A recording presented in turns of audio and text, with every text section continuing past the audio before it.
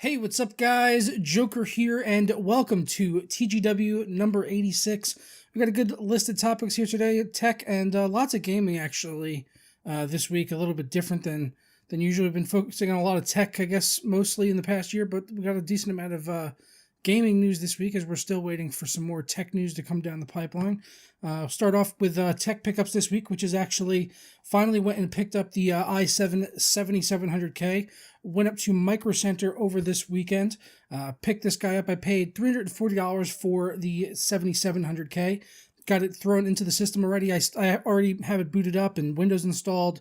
Played a bunch of games on it. I've been running it through a bunch of benchmarks for a video that I'm going to be having coming out either tomorrow or Friday, probably tomorrow, because I've already finished all my testing. I've pretty much just got to film the video and everything. As you can see, you'll be seeing the system right now on your screen. It's not even really finished yet. I still am waiting to get all the custom cables in and stuff like that. I'm getting a PSU shroud as well from V1 Tech to throw in here to kind of tidy everything up. So still waiting on all of that for the final build video. But that doesn't mean we can't go ahead and test it for the video I'm going to be doing tomorrow. I overclocked the 7700K. I was able to get it up to 5 gigahertz. Initially, I did have it at just 1.35 volts, which seemed to be stable until I started getting blue screens. Until now, I've finally settled on 1.365 is what I'm able to leave it at without the system crashing. And running IDA 64 for over an hour, I saw the CPU getting around 75 to 80 degrees Celsius, depending on ambient temperatures of the room. If I were to open up the window in the room, it would kind of cool down a little bit. So 75 to 80 degrees, so still well within, the TJ Max. Shouldn't be crashing the system or anything like that because of temperatures, and it is running stable at the 5 gigahertz. So we've done it. We've got an i7 at 5 gigahertz for a testing system, so I'm super excited about that. Build video, like I said, will probably be coming in the next week or so once we get all the cables and everything, and I'm also waiting on an NVMe drive from AData. So those are the last few things I need for that system to kind of bring everything together, and then we can do a build video, but we'll be doing a lot of testing on that system. I took some feedback off of the comments in the previous video where we were talking about the core and thread count for Zen, so I really did appreciate the feedback that you guys gave me in the comments section on that video. And speaking of Zen, that is going to be the first topic here for today, where we've got a confirmation from Lisa Su from AMD that we are going to be seeing Zen in March 2017. We knew for a while now that it was going to be coming in the first quarter of 2017, but now we have confirmation of an exact month. So we know Zen is coming in March, which really points to GDC 2017, which is going to be happening in San Francisco from February 27th until March 3rd. So that's the big event everyone has their eyes on for seeing an announcement at GDC. It was already kind of leaked on like some sort of docket where they had mentioned that AMD's recently released Zen architecture, so that's why everyone is thinking GDC is going to be the moment when it's announced, because that's the first big event going on in March. So definitely excited to see it come out. What are the prices going to be? Everyone's still waiting to hear that. What's the core and thread count? We're waiting to hear all this information on Zen, but everyone's been excited about it for so long, so I'm excited to finally just hear it come out, and so we know all the final specs so we can kind of stop talking about it. That was something I saw in the comments on the recent video as well, as everyone's kind of just sick of talking about Zen, and we just want to see it get released already. So I don't know what we'll hear between now and March when we do get the final release announcement of Zen from AMD, but it should be a fun month, and according to AMD, they're going to have a lot of stock at launch as well, which is going to be key. They're saying that they're not going to be limited for the widespread system availability that they're going to need for the launch of a new CPU architecture, which gamers and enthusiasts are all going to be waiting for. From the budget all the way up to the enthusiast, I would say there's going to be a large range of people that are waiting for their different segment of the Zen CPU architecture to release for, so that they can either upgrade their current systems or build new systems. That's, everyone's been saying for months now, is just wait for Zen, just wait for Zen. Well, I guess in a few more weeks we can finally stop waiting. And we're also expected to maybe see an announcement for Vega also. They talked about in this news story about Vega coming in Q2 of 2017. So it's going to be interesting to see what the specs will finally be on that once we do get Vega available as well. And it just might actually be the RX 490, but we're expecting to probably see something else as well. But a lot of people have been talking about the RX 490 as a possibility, or they're going to release a whole new Vega GPU stack, with like Fury and Fury X type of like a hierarchy performance above the 400 series. But then again, we also got a leak now with the RX 490 because of the system requirements that were posted by Bethesda for Fallout 4. They have this big texture pack that's coming out that's meant to be quite demanding. The system requirements on this thing are absolutely ridiculous. They were talking about a GTX 1080 and an i7 5820K just to run this high-resolution texture pack for Fallout 4, and in those specifications, they've mentioned for AMD an RX 490 8GB card, which doesn't even exist yet. So I don't know if that was just a mistake, if maybe they meant to put something else there, or if this was just, or if it was a different type of mistake and they weren't supposed to reveal the likes of the RX 490 being in existence yet, and Bethesda just kind of fouled up there and ruined AMD's plans. And whether or not that's going to be HBM2 is, an argument for another day. Will we get to see HBM2 in the RX 490, and when will that be released? Because this patch is meant to be coming in a few weeks, really, for Fallout 4. But Vega's not meant to be coming until the second quarter of 2017, at least according to Lisa Su in their recent financial meetings. That's what they had confirmed. We're expected to be seeing Vega in March, and then Q2 2017 we should be seeing Vega. So whether or not the RX 490 will be held under the Vega flag remains to be seen. We've also got reports in from Backblaze on hard drive testing. I like to revisit these numbers every few months. Every time Backblaze basically puts out a new report on mechanical hard drive testing, I've kind of looked to them over the past few years as to what are the most reliable hard drives, and as a result of that, I've kind of stuck with HGST drives in my systems over the past few years as a result of that. And that's kind of continued here with this testing now. They showed consistently, once again, that HGST are having fewer drive failures compared to the likes of Seagate, Toshiba, and Western Digital. So HGST, really the 4TB drives, which is what I pick up most. I usually pick up the 4TB NAS drives, is really the most telling section here, where you could see them running a lot of drives. So 3 different models of the 4TB drives, but one of them is 9,400 drives being run. Then they got another one for 7,000 drives and 2,600 drives. And on all of these, the drives are putting it 0.52% or less failure. So right around the 0.52, 0.51, 0.4, all below 1%. And when you compare that against the other drives on here, then you'll really start to see just how impressive that is with other 4TB drives out there. Seagate having 2.7% drive failure on another model where they only had 184 drives in existence. They had 27 of those fail. That's 13.5%. So when you see less than 1%, or even pretty much less than 0.5% on so many hard drives being out there from HGST, it's, you start to see consistently that they are more reliable over time. So that's why I tend to keep picking those up for all of my system builds, honestly. And I'm going to be throwing in more 4TB drives, I think, in the Kaby Lake build, because I got that in the Be Quiet Dark Base Pro 900, which has a ton of storage expansion. That thing has like so many hard drive sleds in there. So I think I'm going to be loading that up with 4TB HGST drives in the very near future. Getting into some game news now here, we've got Elder Scrolls Online. They are finally coming out with a Morrowind expansion, so we'll be returning back to Morrowind. I am excited to see this. I haven't played a lot of Elder Scrolls Online since the game came out, but I think them going to Morrowind will be enough for me to get back on this game, because of all the games, Skyrim was probably the most polished experience of the Elder Scrolls games, even though that had a lot of its bugs on its own. I would say Morrowind was probably one of my favorite stories and environments to explore within the Elder Scrolls universe. So I'm excited to see them go back to that and be revisiting some of the old areas of the game. They're also saying they're going to be adding in a new class into this, which you'll be able to customize as well. It's going to be the Warden class, and they said you'll be able to either start out a new character and jump right into the Morrowind expansion if you want to, or you can bring over one of your old characters and play in the Morrowind expansion as well, and play along with characters of your own level. So this is pretty cool to see. I may end up downloading this and picking this up.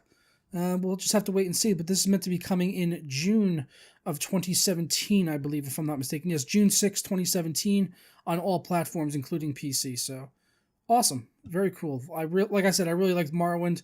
Let me know down in the comments below which one was your favorite Elder Scrolls game. You got Morrowind, Skyrim, all those other games. There's so many Elder Scrolls places. What's the other one? I don't know why I can't think of what Elder Scrolls 4 was called. Oh my god, the brain fart is real. Oblivion. Yes, Oblivion.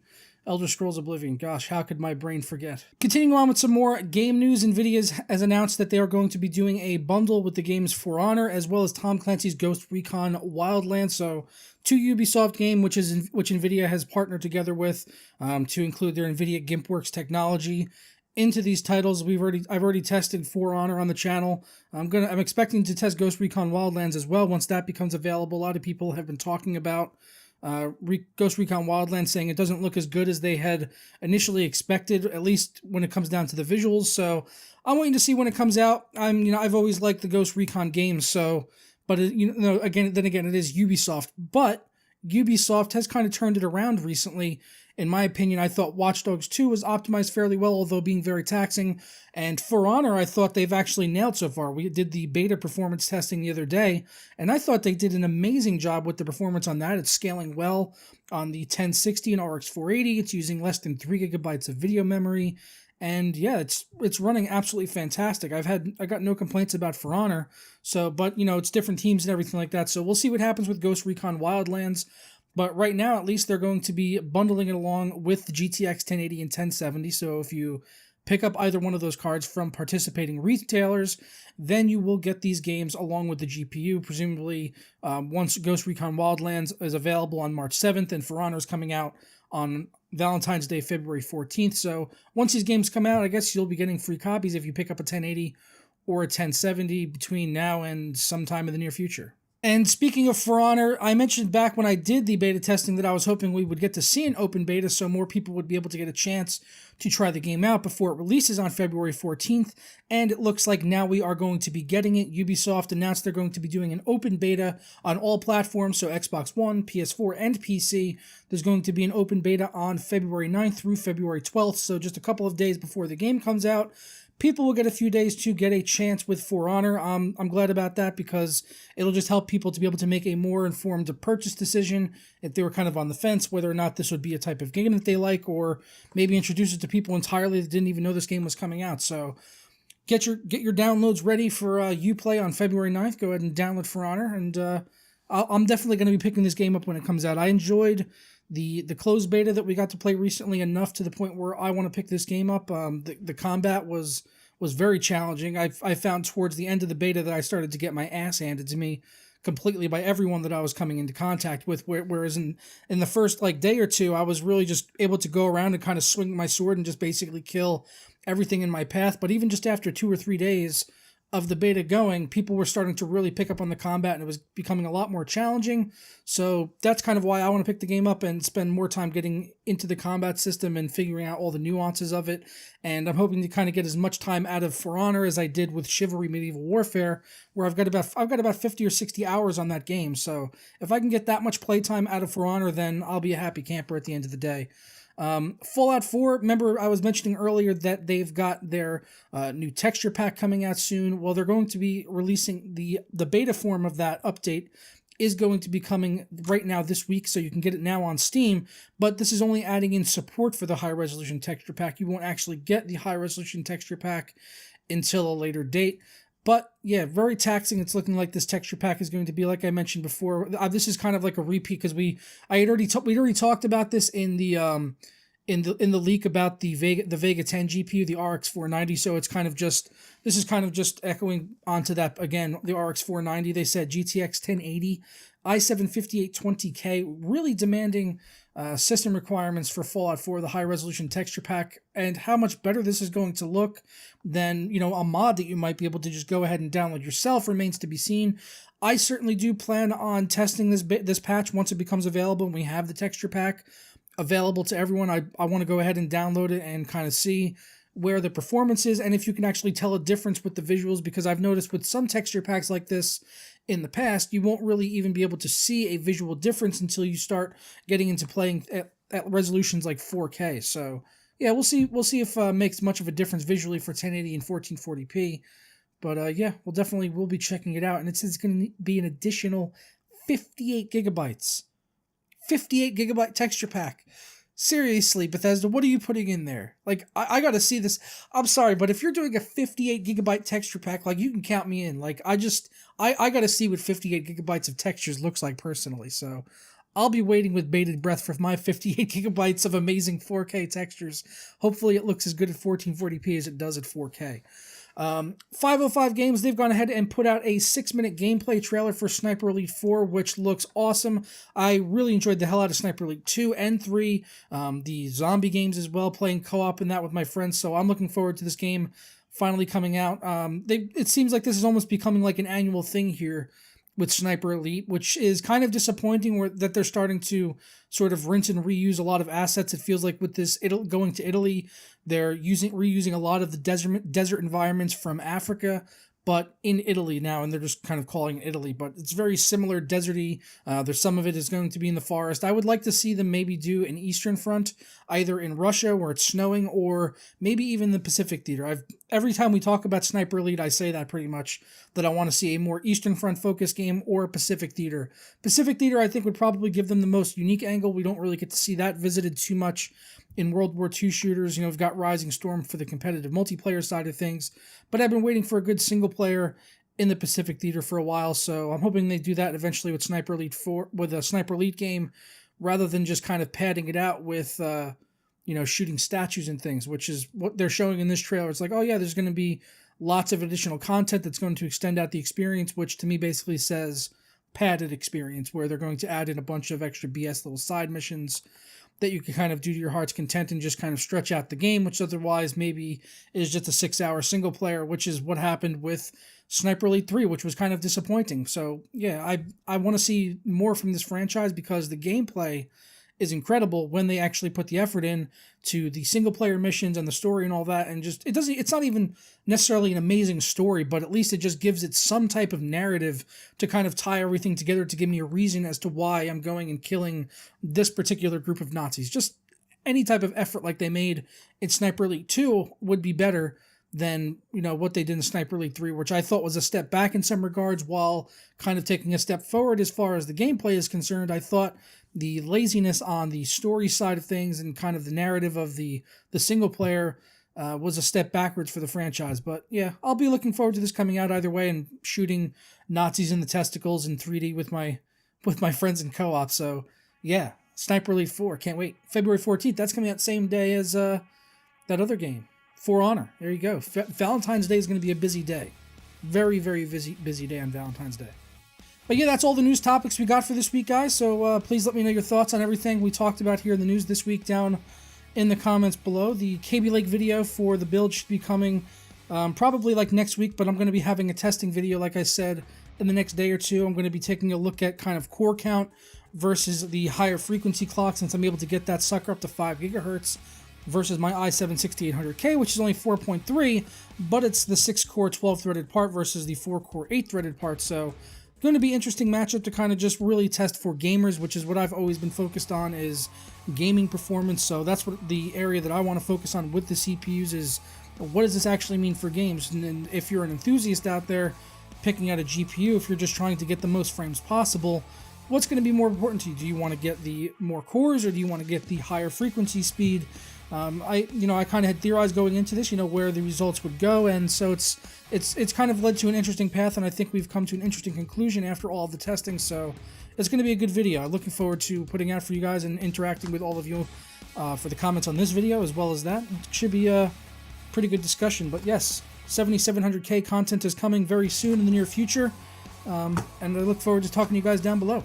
And I will catch you next time. Don't forget to leave us a like and everything down below if you appreciated the episode, and hopefully we should have Anthony back for next week, I think. So yeah, hope we should have Anthony back for next week though for TGW, so should be back to normal for that.